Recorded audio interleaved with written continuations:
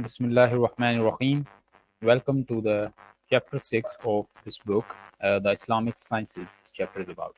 So, this is going to be talking about the fiqh, hadith, Sufism, theology, and all these like debates. So, let's get into it. First of all, we have fiqh and hadith. So, fiqh, contrary to modern understanding of secular law, fiqh applies to everything from criminal law to how worship should be conducted and what foods are acceptable to eat. Different interpretations of fiqh developed, propagated by different scholars in different places, but all aiming to understand and apply Quran and prophetic example as authentically as possible. These interpretations became schools of legal thought known as mazahib, singular mazhab. As Islam spread through thousands of kilometers in all directions and new converts to Islam began to populate the major cities of the Muslim world, the need arose to interpret Islamic law in a systematic way, facilitating everything from worship to business transactions. So the first of the scholars is Abu Hanifa, who from 699 to 767 CE. He began promoting the idea that rational logic should play a major role in the development of fiqh. If a topic was not addressed in the Quran or Hadith, he argued, then jurists should, especially trained in fiqh, should exercise their best judgment, which is ijtihad, in coming up with a ruling basing it on what Muhammad sallallahu alaihi wasallam would have done. And the next one we have is Imam Malik, the second great jurist Malik from 711 to 795 was a contemporary of Abu Hanifa, but lived in Medina, the city where the Prophet himself had lived and preached. Contrary to other scholars of his time, he believed that since most of the people living in Medina at his time were descendants of companions, their actions should be considered a source of law since they must have learned from their parents who learned from the Prophet himself. And next is Al Shafi'i, the third great jurist Muhammad Al Shafi'i from 767 to 820. Studied the Hanafi tradition in Iraq and the Maliki tradition in Medina and was able to build up on top of the ideas of both Abu Hanifa and Malik. While he agreed that ijtihad was necessary, he argued that it should only be used when making an analogy between a situation Muhammad sallallahu alaihi wasallam addressed and a modern issue. His balanced approach proved very popular and caused him to be hailed as the father of usul al-fiqh, which is the principles of jurisprudence, the foundation of fiqh. Next one we have Imam Ahmad bin Ibn Hanbal, the last of the great jurists. Ahmad ibn Hanbal from 780 to 855 was a student of Al-Shafi'i and tended to lean more towards strict reliance on the hadith than ijtihad. His focus on hadith helped further develop that science, which was perfected under his student Muhammad al-Bukhari. So these are the mazahib of fiqh. So based on the principles set forth by these four jurists, four major mazahib of fiqh developed: the Hanfi, Maliki, Shafi'i, and Hanbali schools of jurisprudence. These schools were certainly not different sects within Islam, but rather different interpretations of Islamic law. In the end, they all aimed for the same goal: practicing Islam as authentically as possible. Now, as we are studying just the overview of everything, so we are not going into the details because there is a lot we just left there. Four schools of fiqh. Today, these four schools are still followed by over 1 billion Muslims. So, the Hanafi school is most popular in the Indian subcontinent, like Pakistan, India, Bangladesh, and we have the Central Asia, and we have Turkey and the Balkans. And the Maliki school has prominence in North and West Africa. So, it is in Morocco, Tunisia, and these parts. Then the Shafi'i school is practiced in Levant, Egypt, East Africa, and Southeast Asia. Southeast Asia, like the Indonesia and Malaysia.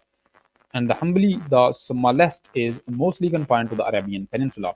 So this is the map showing how where these schools are mostly practiced, and it is also showing the other schools of law like the Ismaili, Jafri, Zaidi, and others you can see. So in Hadith, we have Al Bukhari, like the most prominent one, as a natural outgrowth of the Islamic of the science of fiqh. The study of Hadith itself became more prominent in the early Abbasid era. Muhammad al-Bukhari from 810 to 870 was the first to pioneer a scientific approach to determining the authenticity of an individual hadith.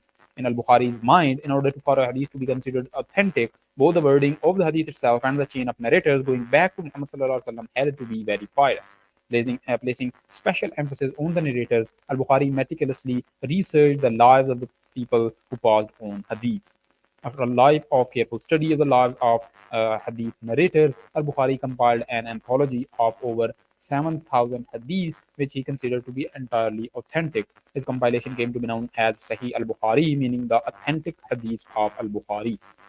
Now, before al-Bukhari, there were a lot of other people who worked on this field, but Imam al-Bukhari is famous for the fact that the criteria for keeping a hadith in his book was very strict, so it became the authentic book of hadith. And this is the travels of Imam al-Bukhari, how he traveled to different parts and he collected different hadiths from different parts of the world. Then we have the work on Aqidah, belief. So first one we have Kharijis.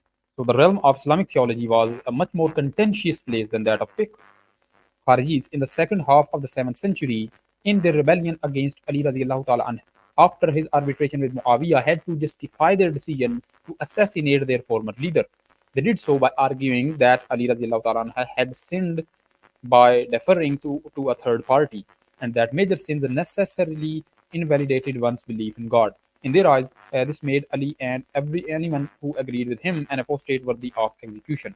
This small band of extremists thus embarked on a campaign of murder and intimidation, hunting down Muslims who disagreed with their approach to theology. While the physical threat the Kharijis posed remained for a few decades after they assassinated Ali in 661, their approach never gained a foothold in mainstream Islamic thought.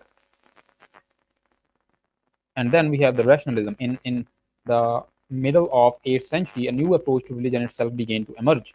As Muslims translated the scientific texts of ancient Greece, they also translated their philosophical works. As a new generation of Muslim philosophers began to believe that rationalism could be used to discover divine truths, in their view, conclusions that they came to using logic and philosophy were on the same level as the Quran itself.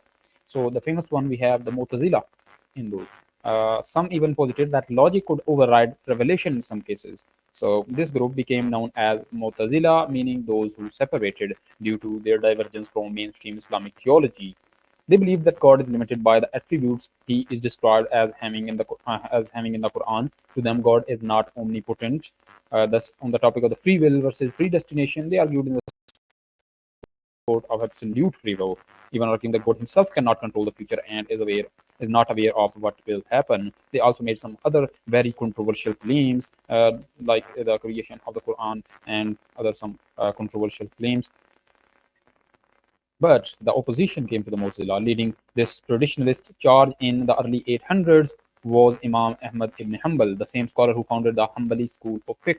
Despite persecution by the Abbasid Caliph Al-Ma'mun, who was a major patron of Mu'tazili theology, Ibn Hanbal argued in the favor of strict literal interpretation of the Quran and Hadith when it came to theology. Ibn Hanbal advocated that God's attributes should be taken literally and not questioned. So this developed a Aqidah, which we are going to talk right now. So while Ibn Hanbal's school, often called Athari, meaning literalist, and ensured the survival of traditionalist approaches towards Islamic theology in the face of Mu'tazilism, the great opponents of the Mu'tazili project came from Ash'ari and Maturidi schools. Abu al-Hasan al-Ash'ari died in 936 and Abu Mansur al-Maturidi died in 944, provided an alternative to both the Mu'tazili overemphasis on reason and the Hanbali rejection of it. Their schools advocated use of the same type of logical devices as the Mu'tazila employed, but simply to explain the Quran's statement about God and theology rather than to reinterpret what the Quran said. In short, the Ash'aris and Maturidis believed that reason had to correspond with revelation, while the Mu'tazila believed that revelation had to correspond with their reason. As definitely we are not talking about the details of these because there are a lot of nuances we have to talk about when we are talking about these Aqidah. So, as the 10th and 11th centuries wore on, Mu'tazili theology diminished in importance. Mu'tazila themselves split into numerous competing factions, thereby lacking a unified theological approach to advocate. Meanwhile, works by scholars such as Ash'ari theologian Al-Ghazali died in 1111 and the Maturidi theologian Al-Nasafi died in 1142 offered strong refutations of the Mu'tazili approach that helped diminish its appeal. Despite minor differences among the three schools, often amounting to semantics, the Athari, Ash'ari, and Maturidi schools came to be recognized as the three schools of Sunni Islamic theology.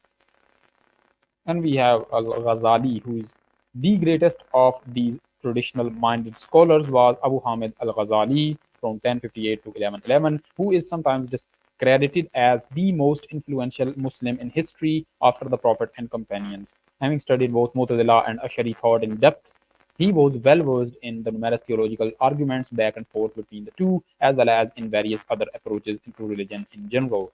He argued that one's faith should not be based entirely on philosophical reasoning, but that logic had its place in the defense of traditional ideas when needed. According to his autobiography, he concluded that the true path to God was through absolute obedience to God and purification of the soul from the worldly desires. So Al-Ghazali chose more of the path of Sufism, and his ideas are really amazing. And also, if we talk about Ibn Taymiyyah, his ideas are also really amazing, and I like most of his ideas. So we have Sufism. The third major category of the Islamic sciences encompasses the science of spirituality, and as is oftentimes referred to as the tasawwuf or tazkiyah. As an esoteric science based around an individual's personal relationship with God, it is slightly harder to trace historically. Like fiqh and Aqidah, the sciences of Sufism developed around major scholars of the early centuries who sought to base their practice of it on the example of the Prophet and the proscriptions of Quran. One of the earliest major figures was Al-Hasan al-Basri, died in 728, an ascetic from the Iraqi city of Basra who was famous for his renunciation of the world and reliance on God. His contemporary, Rabia al-Adawiyya, died in 801, was famous proto-Sufi whose spirituality became renowned throughout the Islamic world, and she is famous as Rabia al-Basri. Sufi paths. As happened with earlier fiqh, the unofficial strands of early Sufi thought eventually crystallized into concrete paths and schools of thought. Various tariqas or paths developed throughout the 12th to 15th centuries around the personalities of certain Sufi leaders such as Abu al-Qadr al-Jilani died in 1166, Muinuddin Chishti died in 1236, Ibn Arabi died in 1240, and Abu al-Hasan al-Shadili died in 1258. The past advocated various methods aimed at purification of the soul, with emphasis falling on traits such as extreme generosity, selflessness, remembrance of God, and humility. Membership in the tariqa entailed following the sheikh of the path as a teacher who could help murids, literally the aspirants, build a close relationship with God. When a sheikh would die, one of his murids would take charge of the tariqa, leading the next generation of students. So these are the photos: Abu al-Qadr al-Jilani, Muinuddin Chishti, Ibn Arabi. Then we have Junaid al-Baghdadi. The history of Sufism was not without controversy, however. Early Sufis debated whether experiential knowledge of God through spiritual methods meant that one no longer had to follow the letter of the law with regards to fiqh and aqidah. Perhaps the most notable example of this debate occurred in the early 10th century when the Sufi mystic Al-Hallaj died in 922, publicly made claims that were interpreted by many to be blasphemous statements regarding God. He was condemned to death by the Abbasid government. Interestingly, Hallaj was likely denounced by Junaid al-Baghdadi, died in 910, a prominent contemporary Sufi who advocated a more sober approach to the spiritual sciences. As the decades and centuries wore on, Sunni Islam accepted as orthodox Junaid's approach to Sufism. Then we have Shiism. While most of the Muslim world accepted the approaches to fiqh and hadith taken by its leading scholars, a minority rejected them altogether. Their departure from the mainstream Muslim community was originally political, but over time a religious dimension evolved. The group that believed Ali and his descendants had the most right to the caliphate began to develop divergent thoughts on Islamic law and hadith that stemmed from the political differences of the early caliphate. This group called themselves Shiat Ali, meaning the party of Ali, but is colloquially called the Shia. Even with their belief in an imamate instead of a caliphate, the Shia were not yet a separate sect of Islam. The imamate was simply a political concept which did not automatically have any religious implications. In fact, Umayyad and Abbasid caliphs were commonly referred to as imams as well. So, as a political movement, how it worked there. In order for the Shia to be considered a religious group instead of just a political one, their arguments about the first caliph had to go a step further. That step was the idea that if Abu Bakr and his supporters were usurpers, then any hadith narrated by them could not be trusted. This argument carried huge religious implications. People who supported Abu Bakr's caliphate narrated the vast majority of hadith that was accepted by Muslim scholars. To fill the void created by the rejection of thousands of hadith, the Shia elevated the sayings of the Imam to just a level below, or in some cases equal to the Prophet's saying. To the rest of the Muslim world, this was blasphemy. So, what are the groups within Shia? So, the main branch of Shiism is known as Isna Ashariya, so the Twelvers, due to their belief that there were 12 Imams after Muhammad sallallahu alaihi wasallam. According to them, the line of Imams ended with Imam Muhammad al Mahdi, who went into hiding when he was just 5 years old in 874. Another group believed in only seven Imams and thus came to be known as Sabiya, Seveners.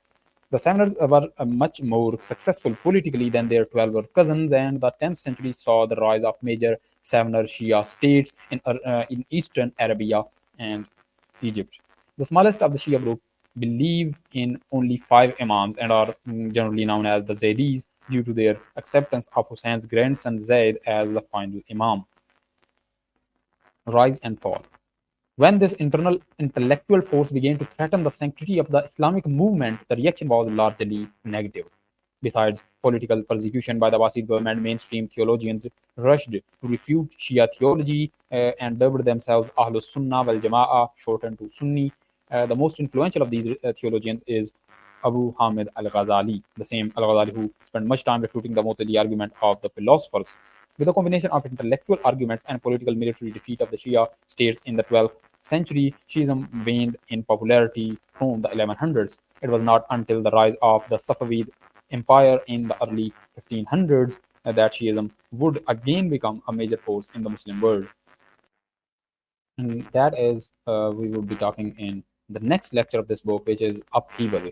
So we will be talking about the Crusades, the Mongols, and all like Ismailis and all that, the forces which devastated the Muslim empire and Muslim civilization, and then how it came again back. We will be talking about that. So stay tuned.